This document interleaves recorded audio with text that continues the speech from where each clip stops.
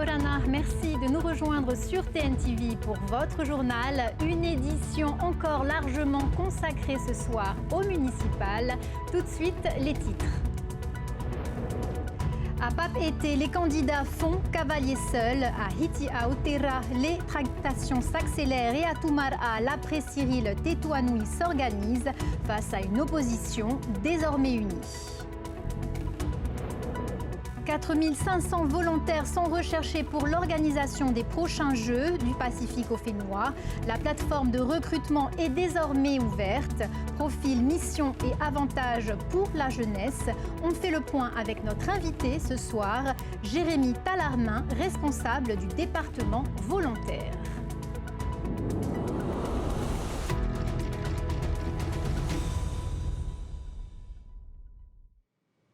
On ouvre donc cette page politique avec le second tour des municipales et on commence par ce scénario inédit à Papeete.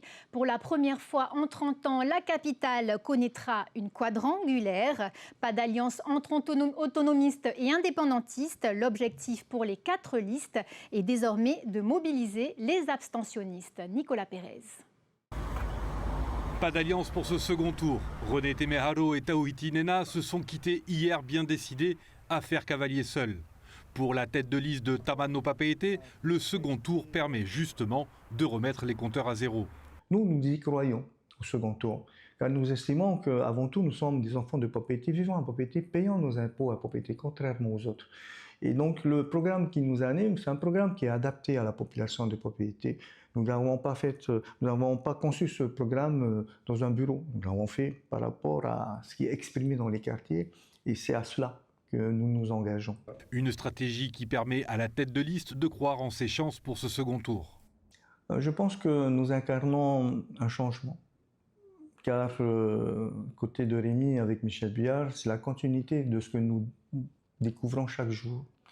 Idem pour Rémi Briand, conforté pour son score du premier tour. Mais il y a déjà un effet d'entraînement avec le fait d'être en tête au premier tour et largement en tête. Je pense qu'aussi qu'on inspire confiance avec une équipe qui est solide, un programme qui est réaliste et réalisable. Et puis surtout, moi je m'engage à être un maire à 100%. Je n'ai pas l'intention d'avoir j'ai pas d'autres objectifs. Je ne suis pas en train de construire une carrière politique. L'idée c'est vraiment de travailler pour Papeete. C'est pour ça qu'on a appelé notre mouvement Papeete d'abord, Papeete Namuaro. Décidé à rester fidèle à ses projets et à sa vision pour Papeete, il exclut donc toute alliance. C'est pour ça effectivement qu'on n'a pas d'alliance. Il faut qu'on garde cette légitimité, donc qu'on conforte ce choix des électeurs. Ouais. Mais pour atteindre un score suffisant, encore faut-il convaincre les abstentionnistes. On a examiné les listes d'émargement, on sait ceux qui ne sont pas venus voter, on les connaît certainement. En tout cas, on va les solliciter pour qu'ils viennent voter dimanche. Même dynamique pour Tauhiti Nena qui souhaite mobiliser les plus indécis. Pour le deuxième tour, on va se mobiliser un peu plus, on va faire plus du terrain, car il y a beaucoup de gens qu'on n'a pas eu l'occasion de rencontrer. Et le travail, c'est de faire du terrain et de réexpliquer le programme, réexpliquer également le fait qu'il y a un groupe qui est pour le changement, c'est Papeete Tauhiti 2026. Pour le candidat du Tavini et soutien d'Éric Zemmour à la dernière présidentielle, la sécurité reste sa priorité. Vous avez plus de 700 SDF au sein de la ville. L'insécurité, elle est présente. L'insalubrité, elle est présente. Et donc, il n'y a qu'un groupe qui est prêt à venir avec un programme pour sécuriser cette ville, pour soutenir les plus démunis. Enfin, pour Tematei Le Gaïc, le Benjamin de ce scrutin, un temps sollicité par d'autres listes, toujours en lice pour une alliance, sa position reste ferme. Avant le premier tour, plusieurs listes opposantes ont fait croire que nous allons nous allier à Rémi Briand ou à Tauhiti Nena ou même à René Temeharo. Donc j'avais déjà confirmé que quel que soit le résultat du premier tour, Tutahi à Papeete ne s'allierait pas. Désavoué pour ses municipales par le Tavini, dont il est pourtant un des représentants à l'Assemblée, son salut pour ce second tour viendra par les abstentionnistes. L'objectif de ce second tour est d'aller convaincre davantage de familles de Papeete, celles et ceux qui ne se sont pas déplacés dimanche dernier et celles et ceux qui ont fait un choix différent du nôtre, d'aller encore les convaincre pour leur dire que le projet qu'on propose est celui qui correspond aux doléances des habitants de Papeete. À 5 jours du second tour de ces municipales, la capitale administrative n'a jamais connu autant de suspense pour conquérir le fauteuil de maire de la capitale administrative, détenu depuis plus de 30 ans par le maire actuel, Michel Buyard.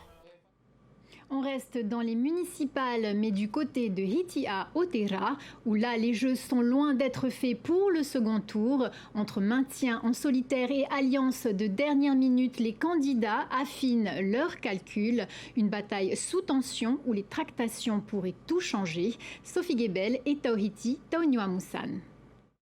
5 listes au départ, elles ne sont plus que 4 en course pour le second tour.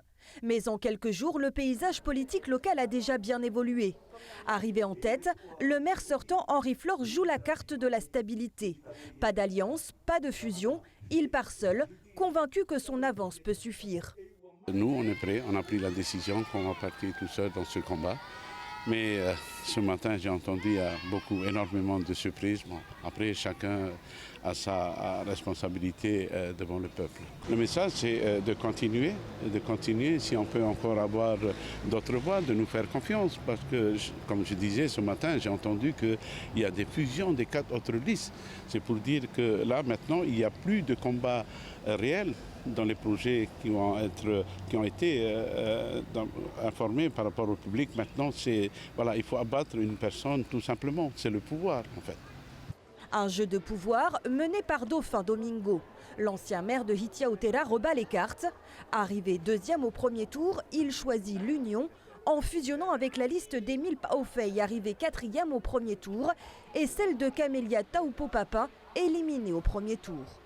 Le choix a été tout simplement pour pouvoir peser dans le game, on va dire, quoi, pour essayer de faire un poids face à une liste qui est tout de même assez forte au niveau de Papeno. Bon, effectivement, au niveau de Tiare, on a pu sortir un bon score. Mais voilà, il se trouve que pour pouvoir changer, il faut pouvoir s'allier. Donc comme on dit, tout seul on va vite, mais avec tout le monde on va plus loin. Nous allons retourner dans les quartiers avec tout le monde, de façon à ce que la communication peut-être soit optimale. Et effectivement, on a très peu de temps pour pouvoir effectuer ça. Donc certains sont déjà en œuvre, sont déjà en marche pour pouvoir déjà communiquer sur cette alliance, communiquer sur les projets sur lesquels nous sommes d'accord. Et voilà, allons de l'avant. Un rassemblement stratégique qui pourrait redistribuer les équilibres. Vincent Maono, candidat indépendantiste, reste quant à lui fidèle à sa ligne. Il refuse toute alliance et mise sur la cohérence de son projet. La seule personne qui m'a appelé, c'était Henri Flore, m'encourageant de courir tout seul. On sait pourquoi, il craint la fusion. Et nous, on n'a pas opté pour ça. Nous, on veut gagner la population, c'est cette confiance qui nous accorde. La confiance sur sa cause, ça nous a mérité, qu'ils méritent cette confiance. Ils sont libres, on est en démocratie. Mais il ne faut pas duper le vote de la population. Il faut défendre ta profession de foi, tes convictions. 3 candidats, 3 stratégies. À Hitia Otera, le second tour s'annonce ouvert et plus incertain que jamais. Direction les Raromatei à présent, où l'après-Cyril Tétouanoui s'organise. Frappé d'inéligibilité, le maire sortant passe officiellement le relais à sa colistière pour le second tour. Mais face à cette nouvelle tête de liste, l'opposition a décidé de faire bloc. Quel est le nouveau visage de cette campagne à Toumara? Les détails dans ce reportage de Jessica Doucet. À Toumara, la campagne entre dans sa dernière ligne droite. Au soir du premier tour, 5 listes étaient en lice, dont 4 en capacité de se maintenir. Mais les discussions entre candidats ont rabattu les cartes, laissant place à un face-à-face. D'un côté, la liste Tapura Amouinou Toumara de Cyril Tétouanoui, arrivée en tête avec 41% des voix, est menée cette fois par Mouemoya Kolomes au second tour. Dès mardi matin, ces militants sillonnaient les quartiers pour remercier les électeurs et appeler à la mobilisation.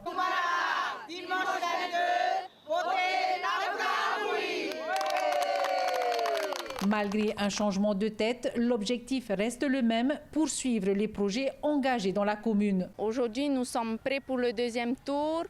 Je vais mener la liste comme annoncé officiellement hier soir sur notre page Facebook. Nous sommes prêts, nous n'avons pas changé d'objectif, toujours les mêmes objectifs, la même équipe, une équipe motivée, rajeunie, prête à servir sa population. Nos objectifs, poursuivre nos projets actuels déjà entamés avec l'équipe de Tavana Cyril et aussi le développement économique dans notre commune.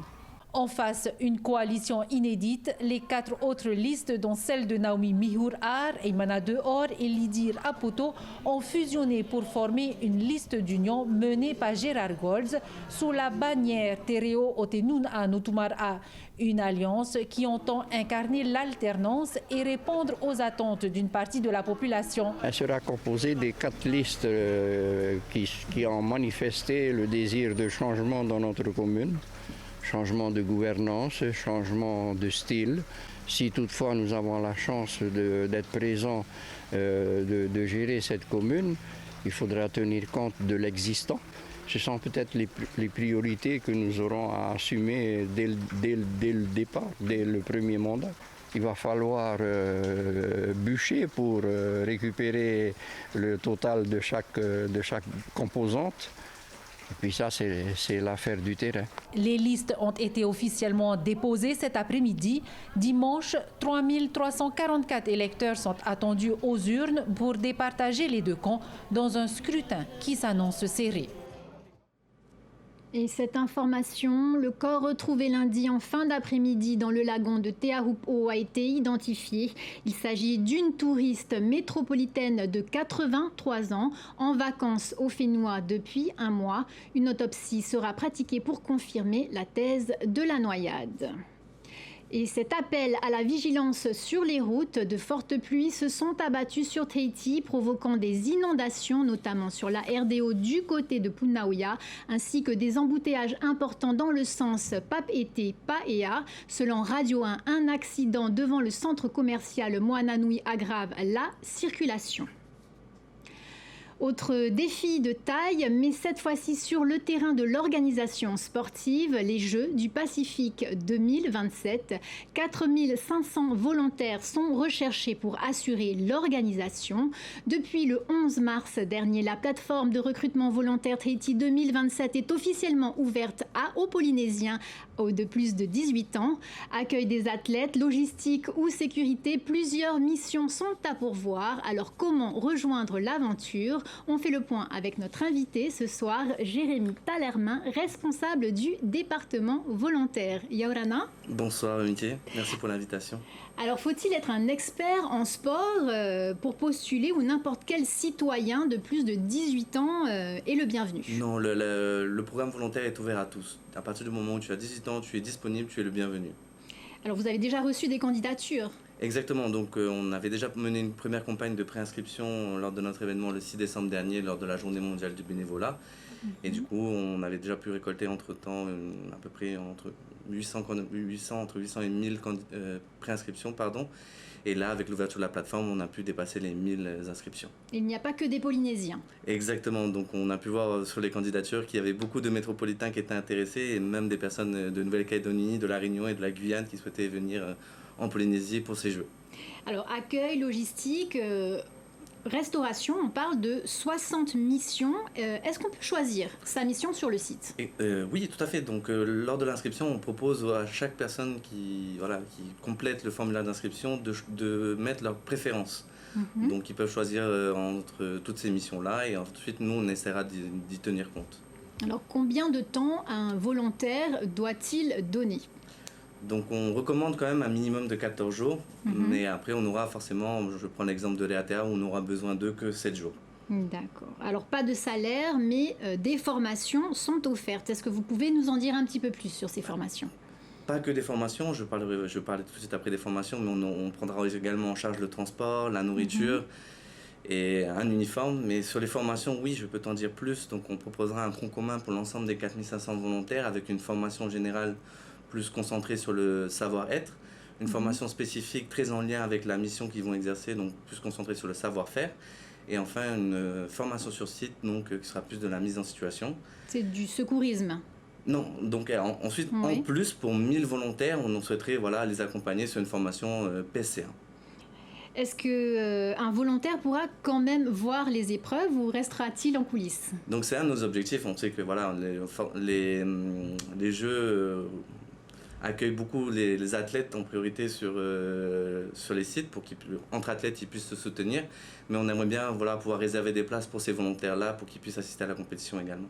Alors les inscriptions se ferment quand? Les inscriptions se fermeront en septembre. Donc on espère d'ici septembre atteindre nos objectifs de 4500.